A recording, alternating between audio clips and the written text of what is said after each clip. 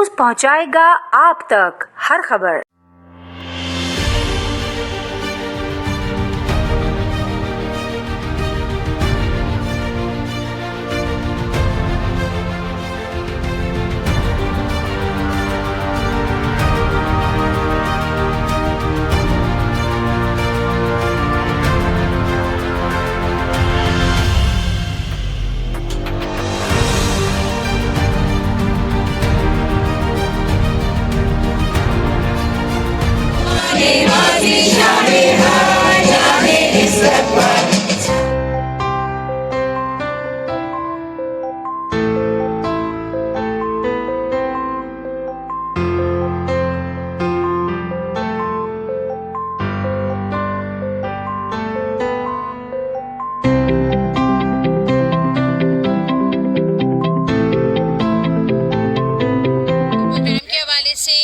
सबसे पहले ये क्या, जैसे कि यौम पाकिस्तान का महीना है अगस्त, और आज हम 14 अगस्त के हवाले से यहाँ पर अपना प्रोग्राम कर रहे हैं।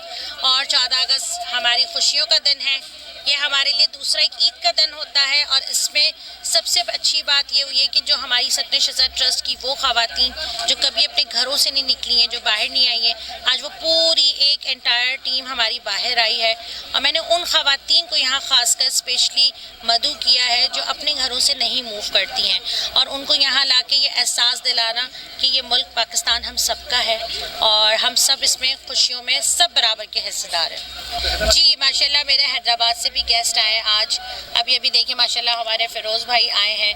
फ़िरोज़ भाई का भी अपना नाम है कामदी न्यूज़ का। इस तरह मेरे पास काफ़ी सारे लोग हैं। मेरी दोस्त है फ्रेंड नसीम, वो सक्खर से आई हैं। तो सबकी मोहब्बतें हैं और सबकी एक जैसे कहते लगाव है मेरे साथ कि आज उन लोगों ने मेरे इस प्रोग्राम की दावत को कबूल किया और माशाल्लाह 100% मेरी गेस्ट की आज जो है यहाँ पे एंट्री हुई है। 14 अगस्त के हवाले से पहले पाकिस्तान को आप क्या पैगाम देना चाहेंगे? मैं 14 अगस्त के हवाले से आज अहले पूरे पाकिस्तान को एक मैसेज देना चाहूँगी कि ये मुल्क पाकिस्तान जो हमने इतनी मेहनत से और इतनी जद्दोजहद और इतनी कुर्बानियाँ दे के जो हमने बनाया है ना, तो उसके लिए आज हमें फिर एक अहद करने की ज़रूरत है कि इस मुल्क को हमने ही संभालना है, हमने ही चलाना है।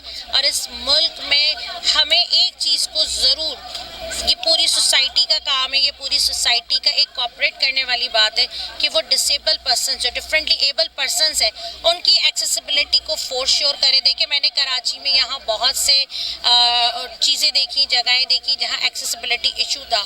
यहाँ आप देखें तो एक्सेसिबिलिटी मेरे लिए आसान थी, व्हीलचेयर यूज़र को लाना, उनको रैम के बिना इस पंडाल तक लाना। तो ये तमाम सारी चीज़ें हमारी होनी चाहिए। एक्सक्लूसिव पाकिस्तान बनाना है और यही आगे हमारा अज़म है, और सकने शज़ा की भी यही पूरी कोशिश है कि हम पूरे पाकिस्तान को एक्सक्लूसिव करें। मेरा नाम सैयद साइम तस्लीम है और मैं सकने शज़ा ट्रस्ट का जनरल सेक्रेटरी हूँ।